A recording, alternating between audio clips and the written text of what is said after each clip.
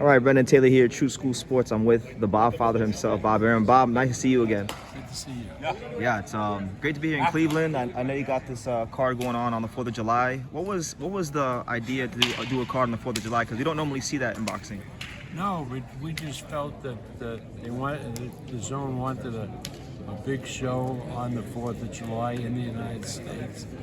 And so we landed here, and we figured it would work because there would be a lot of people in town, and it worked out. We're going to have a tremendous game. Yeah, it's phenomenal. It kind of worked out now where you got two of the local Ohio guys fighting each other with Abdullah Mason and Albert Bell. How do you feel about the matchup?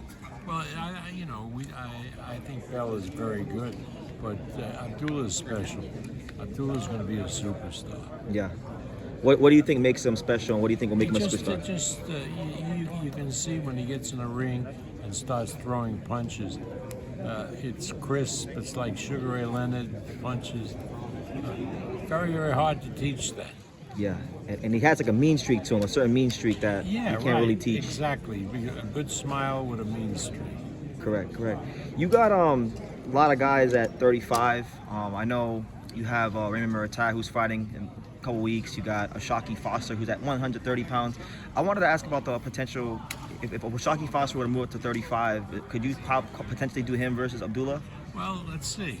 Let's see. I think we're talking about Shaki fighting somebody else. I think maybe Navarrete or yeah. We'll see. A lot of good fights that can be made at these weights, and these guys are anxious to fight each other. Is there one in particular that you look most forward to putting together? No, let's see what the kids want. Okay. And that's important. It's one thing what I want, and I have to find out what the kids and their management are looking forward to, and then we'll sit down and talk with them. Okay. Well, one of the other guys in the car that has a name as a champion is Bruce Shushu Carrington. He's taking on Rene Palacios. How do you feel about that fight? Because Palacios seems pretty tough. Yeah, well, Palacios is undefeated, and it should be a really good fight. But we're very, very high on Shushu, both as a fighter and as a person. He's got a tremendous personality, very fan-friendly, and really nice young man.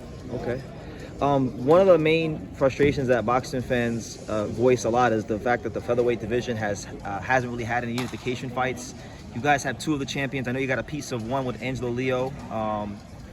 Will there be any unification fights later on this year? I'm sure there will be. Yeah. I'm sure there will be. Obviously, every champion at 126 is waiting to see how Inoue goes, because that's a big money fight. Okay.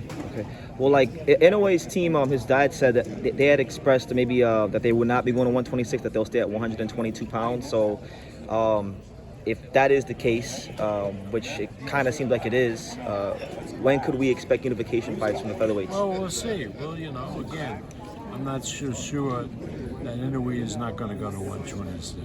Well, his dad said that he's too small. But again, that depends on if he has difficulty making the weight. He's been at this weight for a long time.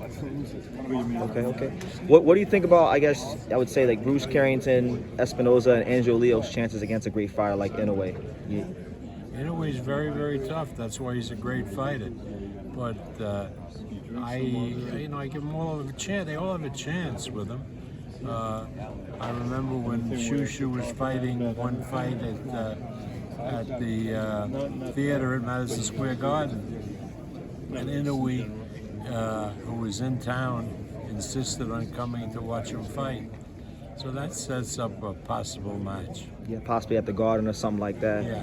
What's been going on with Espinoza? Because he hasn't fought this year, and his name's been in talks for a lot of different fights. Why has it been so hard to get Rafael Espinoza? You gotta ask Carl. Carl? Yeah, okay.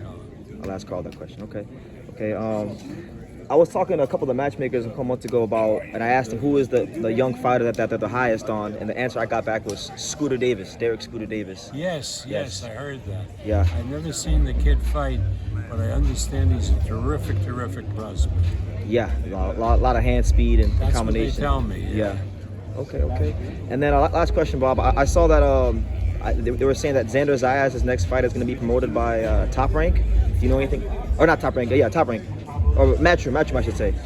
Xander Zayas' next fight will be promoted by Matchroom. Why is that? What? Xander Zayas, I read a report that his next fight will be promoted by Matchroom Boxing. Is there any truth to that? And No. No? No, maybe if Matchroom has a fighter to match with him, Yeah. we'll do a co-promotion like we did last week. Okay, fair enough. All right, Bob. Well, I don't want to hold you up, but any final message to the boxing world about the card this weekend? No, that's a good show on Saturday. It's on DAZN. It's not on pay-per-view. So it's a good 4th of July present to boxing fans. Right. Thank you, Bob.